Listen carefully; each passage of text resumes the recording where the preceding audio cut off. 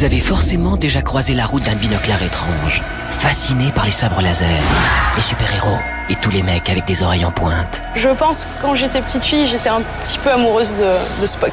Nous, on a dû être mordus par un comics radioactif. On aime beaucoup avoir des discussions à l'ancienne sur qui c'est le chevalier du Zodiac le plus fort. Ça fait toujours rigoler, ça. Accro à la science et aux mythologies, fan de science-fiction, cinéphage, rôliste, gamer, dingue d'informatique, notre passion n'a aucune limite. Trop passionné, oui. Je suis trop passionné. Pendant de longues années, notre goût pour l'irréalité nous a marginalisés. Nous étions les nerds. Piloter des robots de combat, ça c'était un peu mon rêve. Mais la société a subi une mutation, et nous avec. Dans la vie réelle, quand je veux causer avec quelqu'un qui est dans le métro, je suis jamais qu'un inconnu. Alors que si je me ramène sur Internet, je suis Magical Tux. Nous avons formé une communauté. Nous avons accédé aux grands pouvoirs et aux grandes responsabilités. Ma passion des arts martiaux et des sports de combat, je suis sûr qu'elle est liée aux super-héros. Nous avons pris le contrôle des machines. Combien sommes-nous ? Impossible à dire. Une seule certitude, nous sommes partout. Et plus nombreux chaque jour. Nous sommes les geeks. Bon, je me suis jamais habillé en pyjama pour aller sauver des gens dans la rue. Ça n'a jamais été non plus mon délire profond. Il y a autant de définitions du geek qu'il y a de geeks sur la planète. Il y a des gens qui en feront partie sans même le savoir. Bienvenue dans notre univers.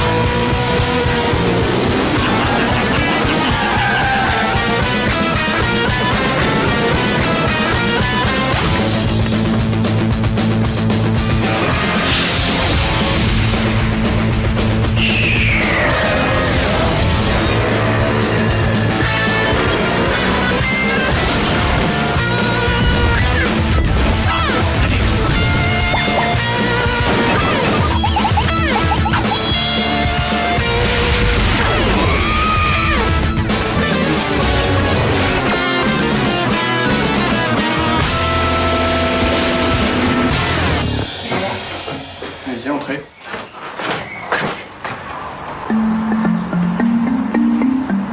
Voilà, des figurines un peu de tout et de n'importe quoi. C'est ça qui est bien aussi, c'est que quand on est geek, on a une ouverture d'esprit en général telle qui fait qu'on peut s'intéresser à n'importe quoi. Là, c'est un truc aussi, une petite console qui s'appelle la Neo Geo Pocket. Et en général, les geeks, quand ils en ont une, ils s'en servent de réveil. Parce qu'elle fait réveil. Ça, c'est assez extraordinaire. Donc le matin, on se fait réveiller par sa console. Tout le monde a au moins un petit X-Men chez soi. C'est très rare aussi un geek qui n'ait pas de poster.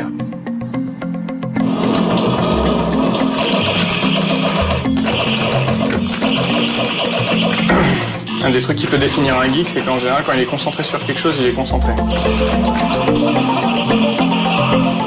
Je sais pas si ça coûte cher, mais ça coûte tout ce qu'on a. Je suis geek au point de aussi garder les boîtes vides. Le geek, c'est quelqu'un qui fonctionne à l'affectif, et il y a trop d'affectif. Si j'avais pas été influencé à certains moments de ma vie par certaines œuvres, peut-être que je m'intéresserais seulement à des choses, peut-être pas matérielles, on peut avoir aussi une vie spirituelle, mais peut-être pas aussi imaginaire, peut-être pas aussi pleine d'influences et pleine d'univers aussi variés. Seigneur des Anneaux. Le Seigneur des Anneaux. Le Seigneur des Anneaux, le livre que je considère comme ma Bible. Quand je le lisais, Le Seigneur des Anneaux, je me disais jamais personne fera un film, c'est dommage. L'Heroic Fantasy, enfin réalisé au cinéma. Dans toute sa splendeur. Le Spider-Man. Ah, Spider-Man. C'est le meilleur personnage du monde. Représente. C'est le héros générationnel auquel on peut s'identifier. Regarde-moi, regarde Peter Parker. Moi, j'ai juste un petit handicap par rapport à lui, c'est que j'ai pas été piqué par une araignée radioactive. Voilà. Peter Parker, ouais, a beaucoup été, je dirais pas un modèle, mais une résonance de ce qu'on vivait au lycée. C'est-à-dire être amoureux d'une fille qui nous regarde, qui nous voit même pas, être la risée de ses camarades, tu vois, être le gentil, et qu'au final, tu te fais écraser, quoi. Je sais pas, Star Wars, c'est une catégorie à part ou pas? Ouais, c'est plutôt ça, alors. Moi, le premier film que j'ai vu en salle, c'était Star Wars. Dès ce jour-là, j'étais foutu, quoi. Il n'y avait aucune chance pour que je devienne quelqu'un d'à peu près normal et intégré à la société. You know, I was 7 years old in 1977. I remember this kid, John Kovic, in my class, bought the early bird special edition pack of like 4 figures. I think it was Luke, Leia, maybe R2-D2, and a Darth Vader. And I was like, what's that? He's like, you're from Star Wars. What, are you an idiot? You never seen Star Wars? And I was like, no. So I quickly got my parents to take me to see Star Wars, and that left an indelible impression. Then I became a hardcore Star Wars geek. À un jeune âge, pour toi, c'est carrément une lentille qui va te permettre de regarder le monde dans les années à venir. Je connais des gens pour qui la référence geek ultime, c'est Conan le Barbare. Oh ah, Conan. Ward a jamais écrit Conan, c'est Conan qui a écrit Conan lui-même, et c'est Ward qui a juste retranscrit les mots. Pour moi, Conan le Barbare, ça a été fondateur. C'est un film que j'avais vu à l'époque, je sais pas combien de fois. Conan le Barbare m'a amené vers Donjons et Dragons, qui m'a amené vers Elric et qui m'a commencé à amener vers les jeux de plateau. Et des jeux de plateau, j'ai commencé à acheter des figurines, des BO de films, des comic books. I think geeks dig it because you can look at Conan and be like, that's a guy I could never be, but like I dig him because he's strong, he don't take shit, he don't fuck around, and he gets lots of pussy. Matrix. C'est un peu la digestion de toute cette culture populaire à travers le manga, à travers le jeu vidéo, à travers la science-fiction, le comic book. Ce que raconte Matrix me semble logique, c'est-à-dire me semble visionnaire. Il y a un moment où toutes ces machines connectées vont former une entité que plus personne ne contrôlera. Nous nourrissons cette grande pieuvre, et cette pieuvre nous nourrit en retour. Et il y a un moment où cette pieuvre va être incontrôlable. Mais nous serons sauvés par les geeks qui trouveront, grâce à leur imaginaire, des mécanismes pour lutter contre les mécanismes précédents. C'est-à-dire on va fabriquer des machines pour lutter contre les machines. Terminator.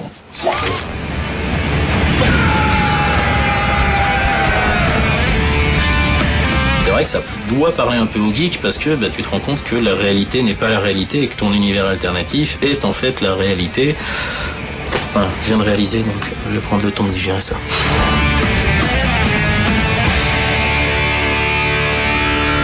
Ces phénomènes-là, qui sont des phénomènes qui étaient encore de la sous-culture il y a 10 ans, deviennent aujourd'hui des étendards.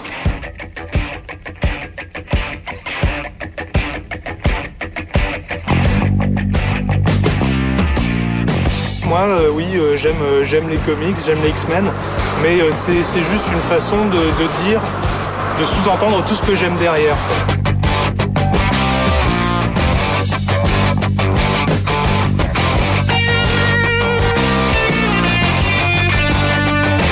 Je me suis rendu compte récemment d'ailleurs que j'étais un geek Goldorak. Le fait qu'un truc, par exemple, comme Goldorak, puisse me rappeler des saveurs d'enfance j'ai bien conscience que tout ça c'est affectif. C'est pas Goldorak qui compte. C'est ce que je bouffais pendant, c'est les gens qui avaient dans la maison, pour certains disparus maintenant. Je sais qu'il y a tout ça. Mais ça c'est une notion très personnelle de l'affection que je peux porter à Goldorak. C'est un tout. Je pense que chez tout geek, mais vrai geek, j'entends, t'as quelque chose, un drame fondateur, tu vois, t'as quelque chose de ta psyché. Chez tout le monde, ça y est, tout le monde a ses angoisses, ses crises, ses remises en question, tout ce que tu veux. Le geek, il en a une, et sa façon à lui de compenser ce vide, cette douleur, cette angoisse, ce refus de la réalité, cette peur du monde, cette peur de soi-même peut-être, ça l'a fait se diriger vers des passions excessives. Moi, je suis pas tombé dans les jeux vidéo, dans le cinéma, dans les jeux de rôle plateau, pour rien, quoi, ou comme ça, ou juste parce que ça me plaisait. Ce qui est étonnant, c'est que je me souviens pas avoir eu, quelque chose qui m'a déclenché tout ça.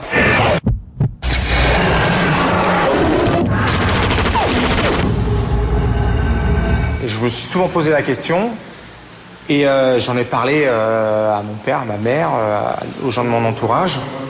Juste, ils sont en dehors du cinéma, en dehors de la BD, en dehors de cet amour du film de genre, du film de fantasy, du film de science-fiction, dont je n'en ai aucune idée. Je sais pas d'où ça vient. On voulait pas trop dans ma famille que j'ai cette culture. Enfin, on voulait pas.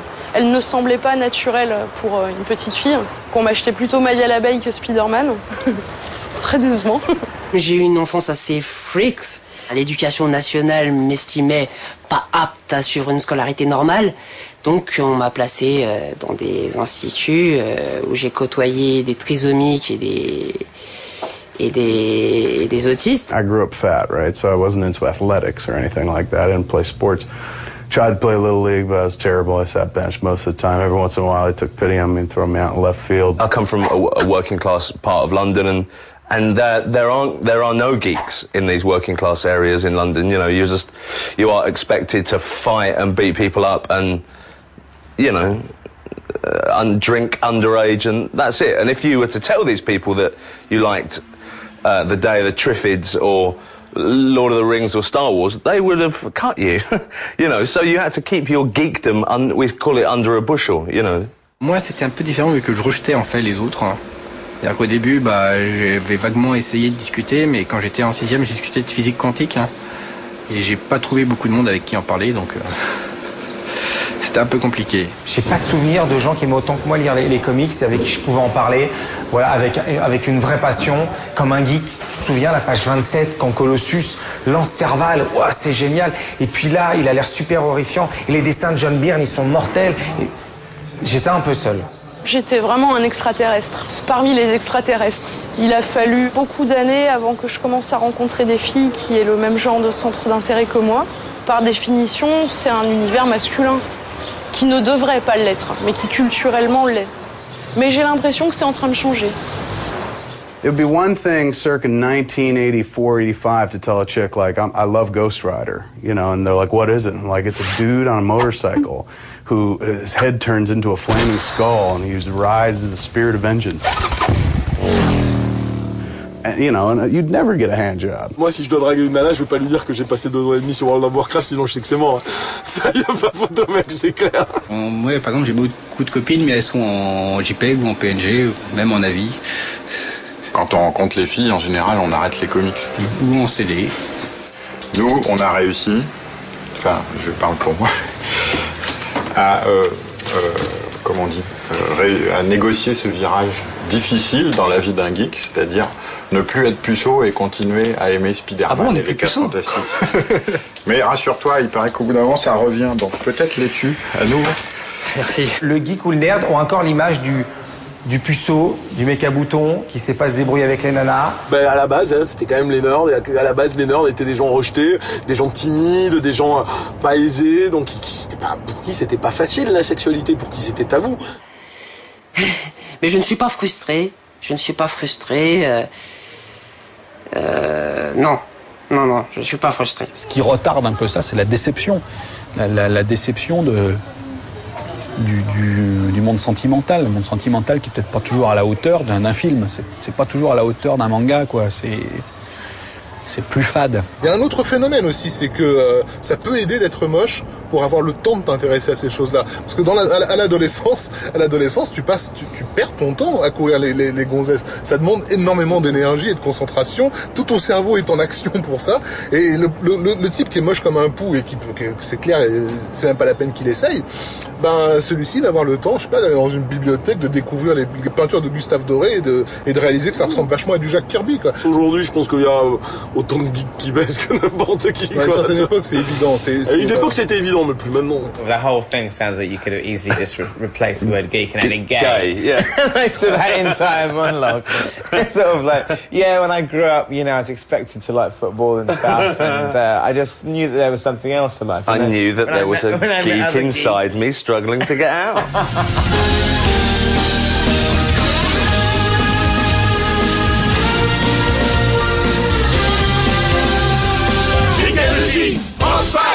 En fait, ça partait d'un peu d'un délire. On se disait, bon, c'est quand même bizarre. On regardait les Sentai japonais, on était tous assez passionnés par ce genre de choses. Et on se disait, c'est quand même bizarre, c'est toujours au Japon que les méchants arrivent, que les méchants attaquent. Et en France, on n'a jamais de méchants. Mais si jamais un jour les extraterrestres arrivaient et attaquaient la France, il faudrait bien qu'on ait des super-héros, des Sentai français pour nous sauver. D'où l'idée de France 5. C'est donc ça, les tout-puissants France 5. Ne crie pas victoire trop vite. France 5, transformation.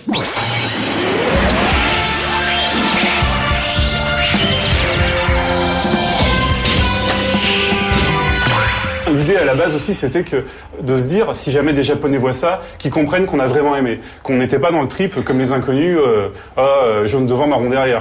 Et camping.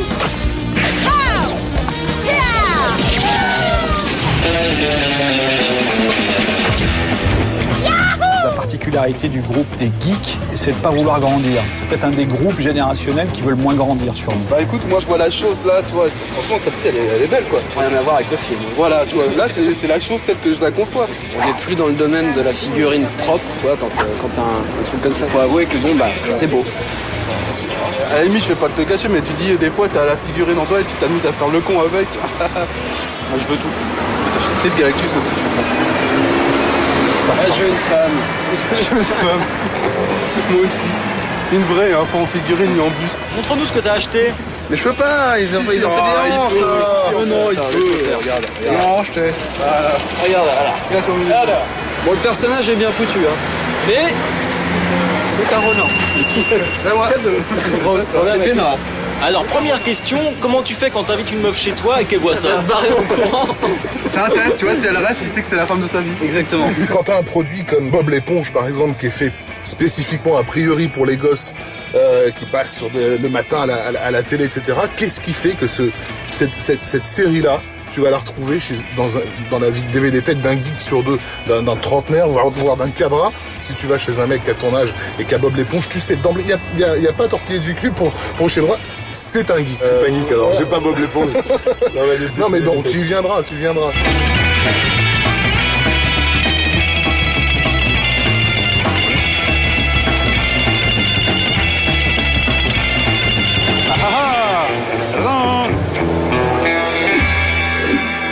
Le cosplay à la base étymologique, c'est la contraction typiquement japonaise des deux mots anglais, costume playing. On peut voir plein de sens à ça, mais c'est en gros, c'est se faire plaisir en se costumant.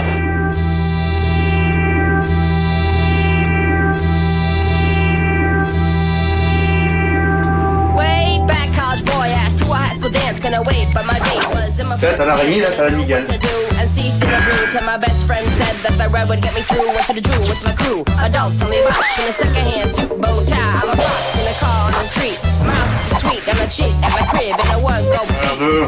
Je sais plus comment faut que je fasse le nœud. C'est chiant, ça. Et en fait, ça tient super chaud, cette merde, parce qu'il y a du métal, il y a une plaque de mousse qui fait un peu isolant. Donc en fait, je maigris du front. Il est génial aussi. C'est toi qui l'avais complètement réalisé toi-même celui-là? Non, ça c'est Cospa ça. Cospa Japon. D'accord. 75 €. T'as vu, on a ramené aussi un Venom. Ouais, c'est un symbiote quoi. Ouais, c'est un symbiote. Le problème c'est qu'il aurait dû avoir... Tu l'avais fait toi une époque, le Venom noir. Seulement c'est que c'est con là, au lieu de mettre le truc là, ils l'ont mis là. Discussion de Spider-Man.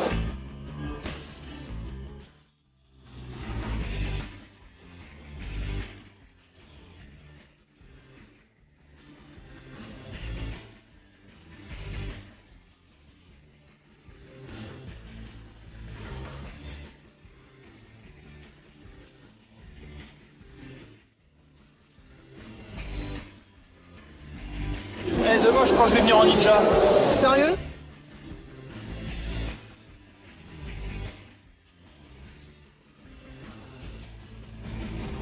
Qu'est-ce que c'est la régression? Honnêtement, je sais pas parce que c'est est-ce que se faire plaisir, est-ce qu'oublier un peu ses problèmes et être dans son bain, c'est être régressif? Bah, si en parlant du bain, c'est une façon symbolique de revenir à l'enfance. Pourquoi pas? Mais pourquoi? Parce que c'était une période qui était agréable et où on n'avait pas de soucis, quoi. Mais c'est beau de ne pas vouloir grandir. Moi, c'est les gens qui acceptent foncièrement de ne pas vouloir grandir sont des gens que j'aime beaucoup. J'ai une grande tendresse pour ces gens-là. C'est souvent curieux de voir ce que ça donne d'avoir chez les autres. Moi, je l'ai vu, d'avoir des enfants quand on est geek. Avoir des rapports avec les enfants, c'est attendre aussi qu'ils aient l'âge de jouer au même truc que vous. Quand on a justement des enfants et des ados dans une famille, souvent on a un problème de communication parce qu'on est de générations différentes, on a et ce lien jeu vidéo est assez utile en tant que parent parce que c'est un sujet de conversation qui va en amener d'autres et qui va ouvrir sur le monde. Et c'est rare de pouvoir avoir entre les générations une même passion. C'est assez spécial avec ma mère vu que maintenant, à l'heure d'aujourd'hui, elle est sur Internet, elle joue à des jeux, elle crée des serveurs de jeux, elle a une activité assez geek. À la base, c'est quand même elle qui m'a lancé là-dedans, qui m'a laissé programmer il y a 3 ans. Je peux pas imaginer une vie sans ordinateur là actuellement, c'est impossible. Le matin, il faut que j'aille vérifier les mails, vérifier que tous les serveurs vont bien, discuter avec 2-3 personnes avant de partir au boulot. Et après, au boulot, donc forcément, mon boulot, c'est sur des ordinateurs. Je suis sur un ordinateur toute la journée. Et le soir, pareil, je code, je vérifie des trucs, je regarde de l'anime pour me reposer. Ça fait 3-4 ans qu'on est ensemble, on est très bien. Après, j'ai passé un certain temps à être coupé complètement du monde. C'est-à-dire que j'avais créé ma société qui me permettait de gagner de l'argent en travaillant pour d'autres sociétés que je connaissais pas, uniquement par Internet. On a glissé un petit peu de la main, là. Il m'est même arrivé plusieurs fois pendant cette période de passer plusieurs jours d'affilée devant l'ordinateur sans bouger, juste en mangeant les trucs qui étaient à portée de main. J'ai dû passer peut-être 5-6 mois sans mettre le pied dehors. Bon, allez, représente. Donc là, évidemment, ça bouge dans tous les sens. Et si on regarde dessus, j'ai fait 11 284. Voilà. Là, vu qu'on passe notre temps assis devant un clavier, à taper sur le clavier, c'est pas très sportif. Ça permet d'avoir un peu de force dans les bras pour quand il y a un ordi à soulever, ne pas être pris au dépourvu. Tous les gens que je connais, je les ai d'abord connus sur Internet. Je les ai rencontrés, on a discuté, on se voit de temps en temps. C'est un petit peu comme si on voyait dans deux vies en même temps. J'étais sur le net à peu près au tout début dans la francophonie en tout cas. J'avais fait un des premiers sites sur le fantastique en France, des sites sur les jeux de plateau, etc. Et j'étais quasiment toujours le premier à arriver. Donc j'ai pu voir comment ça s'est développé. La culture geek a beaucoup à voir, ça moi j'en suis aujourd'hui convaincu avec le compagnonnage au Moyen-Âge, c'est des types qui dès l'époque employaient des termes qui étaient totalement abscons pour le reste de la population ou qui voulaient pas dire la même chose et arrivaient dans n'importe quel endroit, selon les termes qu'ils employaient, la façon de s'exprimer, ils trouvaient exactement l'âme sœur, on va dire, celui qui était dans la même philosophie qu'eux.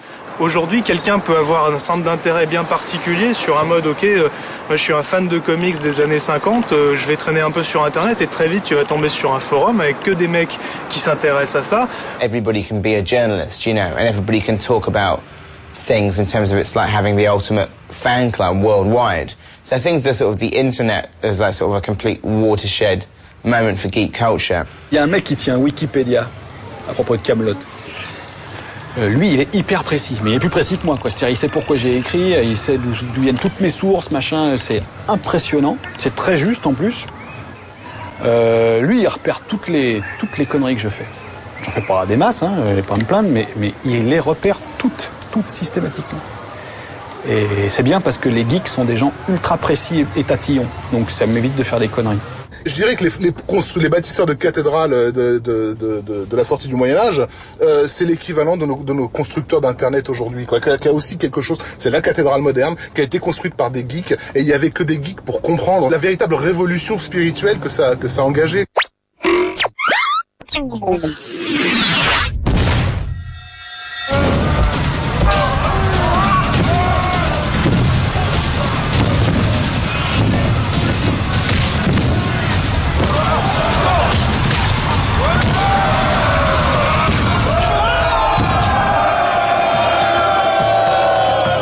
Que je me suis sentie insérée dans un groupe, c'était un groupe de rôlistes. Si on peut trouver un trait commun entre tous les rôlistes, évidemment une imagination profonde et surtout le besoin de la mettre en commun avec celle des autres. Tu perds 2 points de vie, 2 RP. C'est une brûlure. Tu envoies une espèce de coup de poing qui te traverse à moitié mais qui te laisse une brûlure nette au niveau de l'abdomen. Le jeu de rôle, il permet 2 trucs. Il permet déjà de jouer quelqu'un d'autre. Et ça, c'est la possibilité là-dedans de comprendre que les choses sont relatives. On n'est pas figé à sa propre vie. J'ai une question super intéressante. J'étais borgne ou pas? Moi, j'ai pas mal joué. Pas énormément, mais c'est un truc que je conseillerais. C'est le plus beau jeu du monde, quoi. Quand je conseillerais ça à mes gosses, aux gosses des autres. J'ai suivi un cursus relativement traditionnel. Jeu de rôle, peinture de figurines, jeu de figurines. 1, 2, 3, 4, 5. Je commence à m'étaler là. Les deux qui vont. Là où Warhammer apporte beaucoup, et de la même façon que le jeu de rôle, c'est au niveau social, au niveau communication. Là aujourd'hui, je vais jouer contre 3 personnes que je connais absolument pas, je les ai jamais rencontrées. Je tape sur un de tes chiens. Un copain qui est ici, un petit peu plus loin, qui est directeur d'une banque. Moi, je m'occupe de systèmes d'information pour une grande société européenne. On a un copain plus loin qui est éboueur. Il y a plein d'étudiants. C'est vraiment le genre d'événement qui coupe toutes les distinctions sociales, une proximité avec tout le monde, vraiment. Ça m'a plu. Moi aussi. Nickel. Tu m'as tué Morgur, je suis triste. Tout ce qui est MMORPG, jeux en temps réel, etc. J'ai des copains qui y jouent, qui ont le PC qui tourne en permanence, qui même quand ils vont bosser leur personnage est dans les auberges pour vendre du matos, etc. Dès qu'ils rentrent le soir, qu'est-ce qu'ils regardent? C'est est-ce que j'ai vendu mon matos, combien de sous j'ai gagné? Et là je dis non, j'ai trop de trucs que je veux faire à côté, je ne veux surtout pas toucher à ça. Tu y trouves des émotions, tu y trouves des responsabilités, tu y trouves des gratifications que tu n'arrives pas forcément à trouver dans ta vie réelle. Alors là, je vais prendre le Griffon. C'est un jeu qui est quand même extrêmement prenant. C'est une course permanente en fait pour rechercher de meilleurs équipements, pour améliorer ses compétences. Alors là ici on a équilibre, combat farouche. Donc ça c'est quand on est en ours. Là on est en face de l'autre. Donc voilà. Donc là moi je vois Xelenia. Donc le perso d'Ézéchiel. Xelenia me voit moi. J'en suis à 109 jours, 11 heures et 2 minutes. Enfin bref, on va passer les détails. Cumulé sur depuis mars 2005. Donc c'est pas beaucoup. Le pitch de ces jeux-là, c'est directement adressé aux mecs qui veulent pas décrocher de la vie virtuelle. Mais oui, c'est un trou avec même pas de camouflage. À un moment donné, tu as besoin de plonger totalement, donc de te dématérialiser pour vivre par procuration. Et là, dans ce cas-là, tu deviens ce qu'on appelle un no-life dans World of Warcraft ou dans d'autres MMO. Là, à l'heure actuelle, je me considère pas comme no-life. Par contre, étant adolescente, là oui, je peux dire que j'étais no-life. Donc, c'est-à-dire pas d'amis, tout le temps nez dans un bouquin. J'ai toujours eu l'envie d'aller dans d'autres mondes. Et c'est vrai que avant que je me mette sur les jeux vidéo, donc c'était la lecture, énormément la lecture. Tu joues 2 mois pour le jeu, mais après tu joues plus pour le jeu. Dans World of Warcraft, tu joues pour les gens avec qui tu joues. Moi, à la fin, World of Warcraft, j'en avais rien à foutre des donjons. J'allais là-bas parce que j'avais ma copine Alcyone, mon copain Cricket, mon pote Salma. C'est vrai qu'on rencontre régulièrement des gens. Tout ça, c'est ma liste d'amis. Elle est assez importante. C'est pas parce que je joue à des jeux vidéo que je suis no-life. Non, pas du tout. Puisque bon, la preuve, on voit des gens, on rencontre des gens, on sort, on fait des concerts. Il s'agit donc d'une IRL, donc les rencontres en vrai. Toutes ces personnes-là ont fait connaissance via World of Warcraft. On a toujours l'image, c'est-à-dire du geek tout le temps derrière son PC. Lui, il vient des alentours de Marseille, je crois. Il vient de Toulouse. On se défoule, on s'amuse. Quand j'étais gamin, les personnes qu'on considérait comme étant des no-life, c'était des mecs qui passaient leur nuit entière à faire des lignes de programme. Et hier, c'était la première fois que j'allais sortir dans un bar après le boulot pour boire. C'était une expérience sympathique, mais... Et quand tu leur demandais pourquoi ils faisaient ces lignes de programme, ils disaient c'était pour faire des programmes. Parce qu'après, ils pourraient faire un programme avec leur programme et on n'en sortait pas. Et Aujourd'hui, la société permet à quelqu'un de pouvoir vivre chez lui sans pratiquement jamais sortir.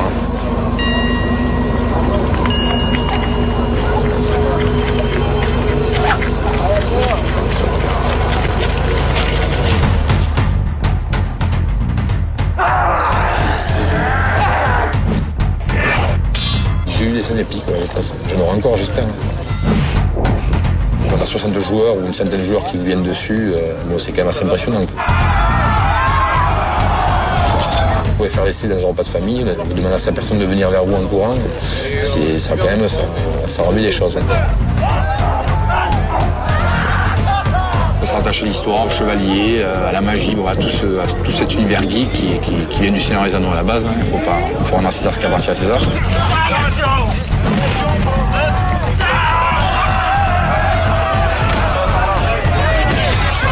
Au lieu de faire du rugby, on fait du jeu de rôle. C'est une collectivisation de l'imagination. Attends, il coupe l'entente. Il a plus de casse. Action! Camelot, c'est l'enfant de Warhammer et Donjons Dragons. Moi, j'ai joué au jeu de rôle, j'ai écrit des scripts de jeux de rôle, j'étais maître de jeu. Je m'inspire d'archéologie, de bouquins d'histoire ou de bouquins de technique et mécanique, mais jamais de l'univers d'un autre. Un univers, on n'inspire pas un autre, je trouve. C'est la base universelle de quelque chose qui est aussi simple que les chiffres ou qu'un système numéraire qui inspire quelque chose de littéraire ou de rêveur. Mais les rêves entre eux... C'est vrai qu'il y avait quelques mises en garde au départ du point de vue de certaines personnes de la chaîne ou même de la prod qui disaient les gens connaissent pas forcément bien cet univers-là. Les geeks sont en France, en tout cas à la télé, ça va commencer peut-être un petit peu quand ils se rendront compte que les gens regardent certainement Heroes, Deadwood et des choses comme ça, mais Mais avant ça, là, en l'état actuel des choses, c'est une tranche d'âge qui n'existe pas. C'est une tranche d'âge, une culture qui n'existe pas. Il y a énormément d'enjeux liés à un diktat social qui est concrètement le premier ennemi que va rencontrer un geek dans sa vie de tous les jours. Combien de critiques on a vu, tu sais, qui ricanent parce qu'ils nous ont vu la larme à l'œil à la fin du Seigneur des Anneaux. Quand tu dis aux gens avec qui tu travailles que tu joues régulièrement au jeu de rôle, tout de suite on va te parler des joueurs de jeux de rôle qui poignardent leur prof de chimie. C'est la pression sociale.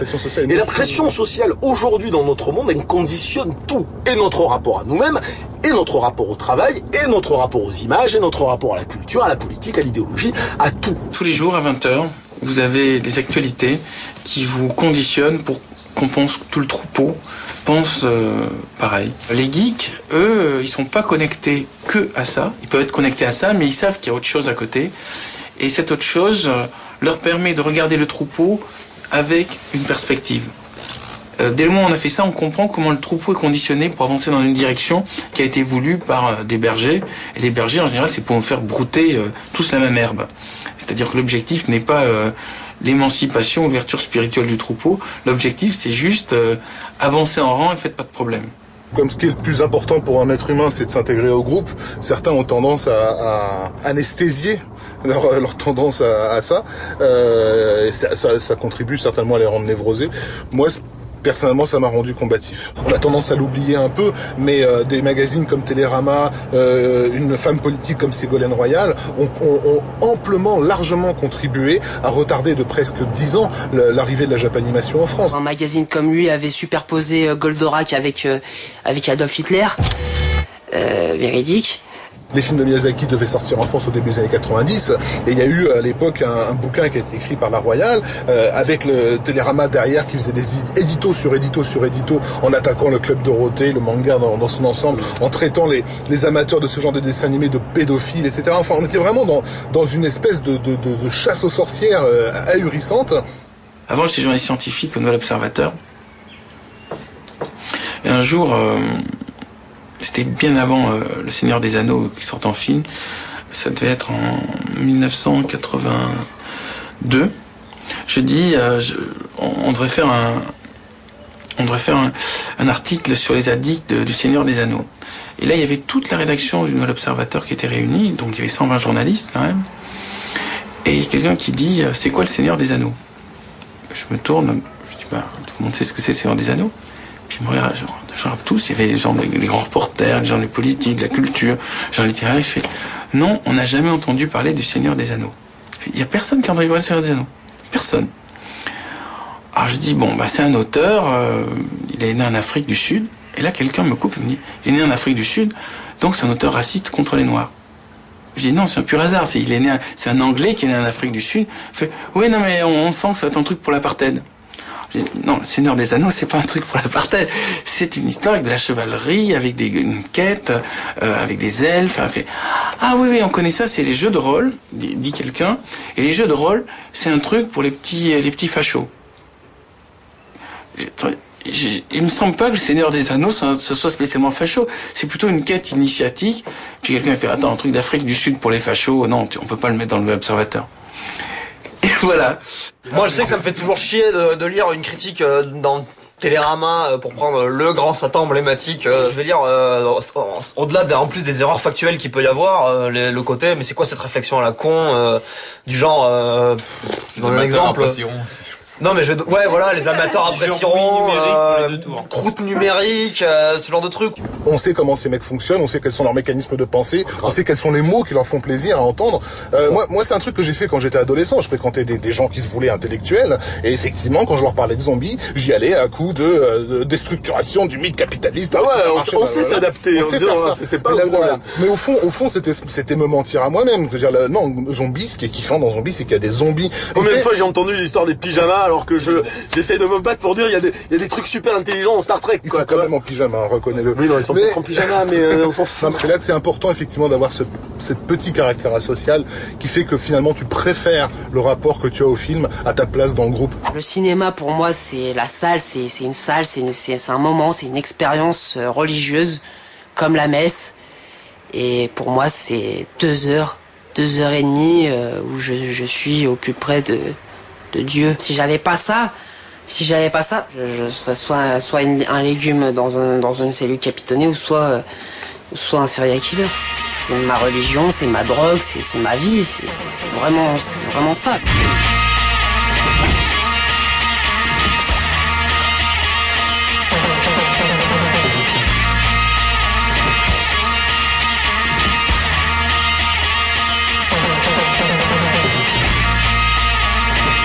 Je pense que la vitrine de la culture geek va en se diluant. Elle se dilue dans la production de masse. Elle se dilue dans la généralisation. À mon époque, Spider-Man, c'était BD. Donc Spider-Man, c'est de la BD. J'ai jamais imaginé le voir en film. Je pense que celui qui a un peu donné confiance, c'est Blade.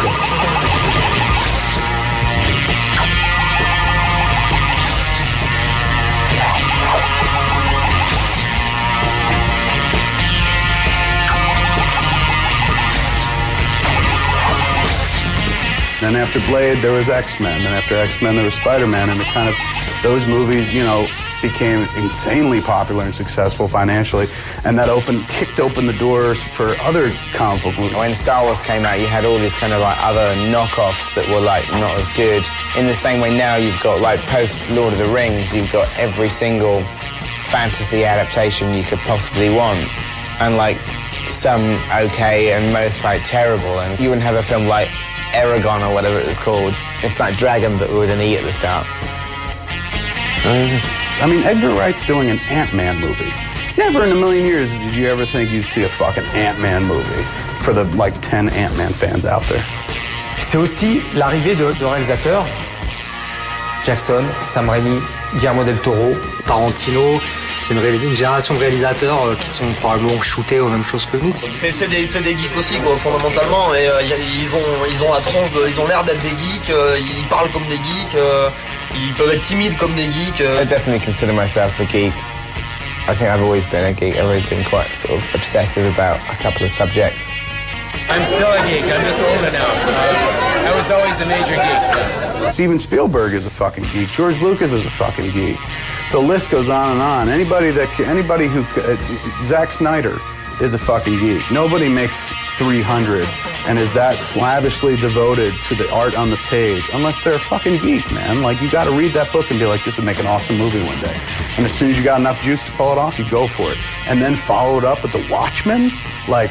Come on, dude. That's the geek Bible. It's almost like the studios as well are kind of bowing down to the power of the geek, almost saying, you know what, we don't really understand it, but it seems to be quite popular, so make your film how you want to make it. Do you know what I mean? Because there will be a massive audience for it. In many places, I've seen myself referred to as king of geeks and president of the geeks, and it's always a weird backhanded compliment where I'm like, well, can I be president of the well-liked and thin people? But that'll never happen, so I'll take it. At the very least, I got that going for me. The only difference between me and them is that I made Clerks and suddenly I had a film career. But if I hadn't made Clerks, I would still be them. And I am still them. I'm wearing Simpsons Vans, okay? They sold them in certain stores and whatnot, and I was away working the day they came out. When I got back, of course, they were all gone, so I went on eBay, tracked them down. I put $400 in. Somebody outbid me. So finally, I just kind of contacted the seller directly and was just like, look, let's just cut to the chase. I'll give you $1,000 if you take them off right now. And he was like, done. And, I was like, yes, I won. I got a pair of Simpsons Vans. And then when they arrived there in the mail, they were awesome. They're comfortable. I'm glad I bought them, but I'm like, I can't believe I spent $1,000 on fucking Vans. So I got a really tight relationship with those guys. Those are the cats that employ me. As long as I remain at a certain level, they'll be there for everything and support everything. The moment other people embrace it on a mainstream scale, forget it. They want nothing to do with it anymore because you're no longer one of them. You're one of them. Hey, bitch!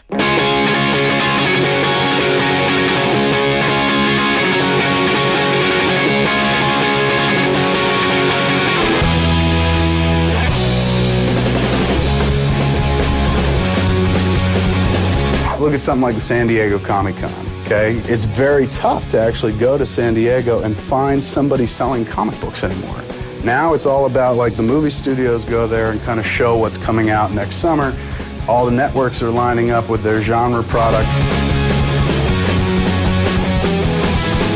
Because it's no longer their cool little club. It belongs to the masses at this point.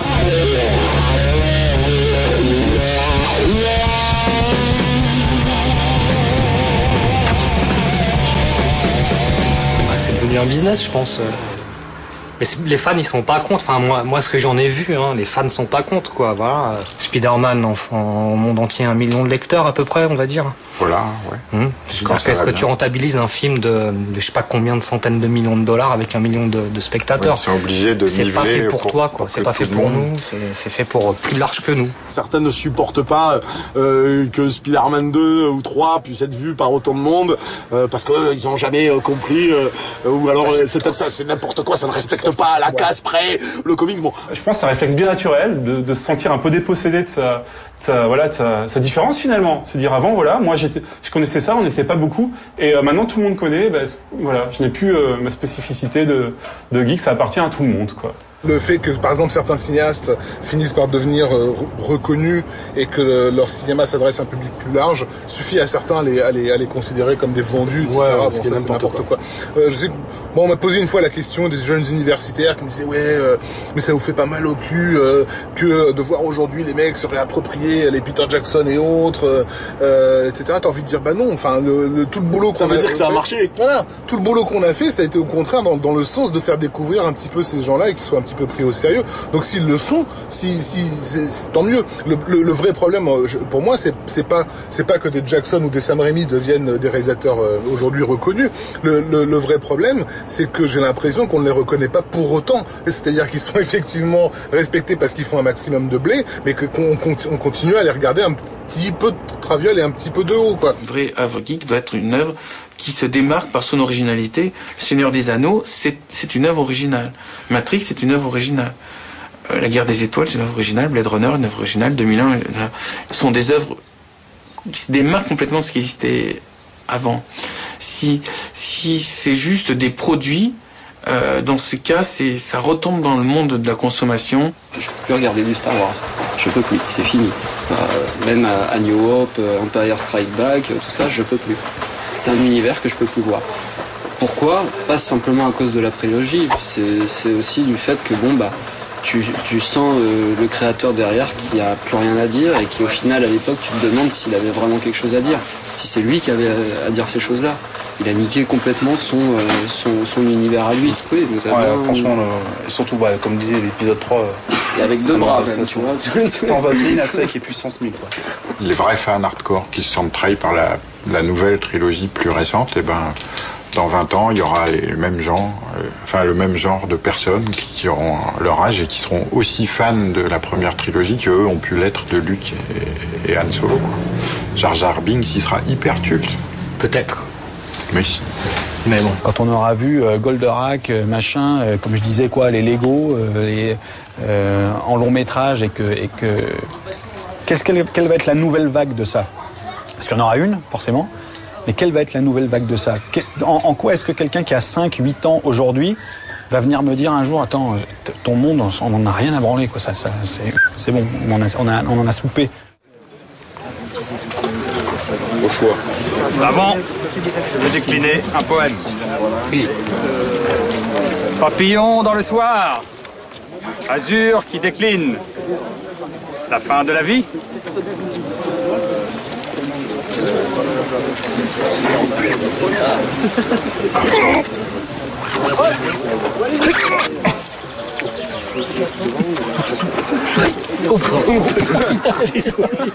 Vous avez vu ce qui vous attend, hein? You start leaving a lot of the geek world behind when you get married, I found. I had every Batman animated piece that was ever made at the Warner Brothers store, every piece. And each piece went for like $200 to $500. And you're talking about easily 100 different pieces. I spent a shitload of money on that artwork. And it used to be hanging up in my fucking apartment and whatnot. I had so much of it, it would just lay against walls because I'd ran out of wall space. I got married, and a year later, that all went away. Like, all of a sudden, all my, and she wasn't like, this shit's going or you're never getting any pussy. It was very subtle, where she was just like, do you really need this stuff anymore? Like, it'd be nice to put up some family pictures. And I was like, yeah, I guess. I guess I can start eBaying some of it. And one day it was just all fucking gone. C'est un de nos gags récurrents avec les potes, c'est qu'est-ce qu'on fera quand on sera à la maison de retraite? Mais moi, je m'imagine tout à fait encore vieux à jouer à Street Fighter 2 dans mon rocking chair. Le geek ne vieillit pas parce que l'imaginaire n'a pas de limite. Il n'y a pas un moment où on dit tiens, tout mon imaginaire est rempli, j'ai plus besoin du tout d'apprendre quoi que ce soit. J'ai l'impression au contraire que plus je vieillis et plus je suis alerte vis-à-vis de ces trucs.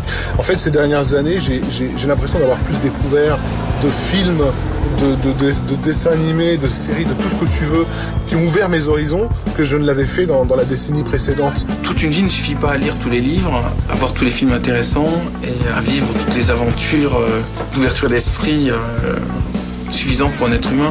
Tant qu'il y aura de la passion, il y aura toujours quelqu'un qui sera là pour défendre une certaine vision du cinéma, de la littérature, de la BD.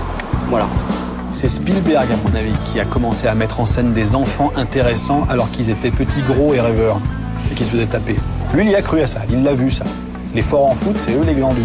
Ce que je crois personnellement. Et bon, chacun son truc. Hein. Mais non, ça, on a la raison pour nous maintenant, je pense, pendant un petit moment. Je crois que d'une certaine manière, les geeks sont forcés de gagner. Parce que s'ils ne gagnent pas, ce sera le monde terne partout. Vous savez, le monde de la pilule, de la mauvaise pilule dans Matrix qui gagnera, c'est-à-dire les gens vivront avec pour seul rêve les actualités de 20 heures. Parce que nous sommes un groupe, nous sommes un peuple, nous sommes la force. Nous avons été façonnés pour défendre nos libertés. C'est face à l'adversité que nous nous sommes forgés. Nous nous battons sans pitié. Personne ne nous imposera un destin que nous ne voulons pas. Regardez-les. Ils seront les champions de l'humanité, en première ligne s'il le faut, pour défendre les valeurs communes de toute l'humanité.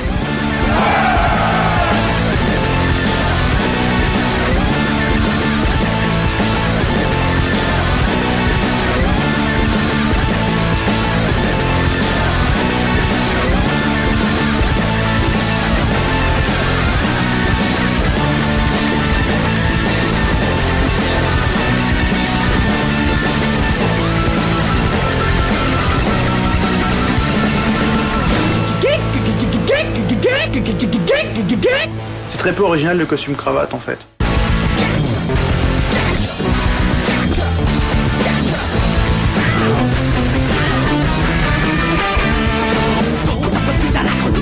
Tu pètes la tête dans les mangas, dans les comics, collectionne les cartes magiques, Spider-Man et les 4 fantastiques, mais Même ma fille de 3 ans, elle se fout de ma gueule. Les rouges, passer les savants, les poètes, les alchimistes qui rendaient la vie gratis. Devant un PC en coffre, la déguise et grandeur nature, ils font les rôlistes. Se barrer dans leur trip, pleine en autistique, passe partout sur la gueule avec des CP en plastique. Chauffeur de critique, les pourraient peut-être me tunique, mais c'est On n'est pas là pour se battre les uns contre les autres. L'homme s'émancipe.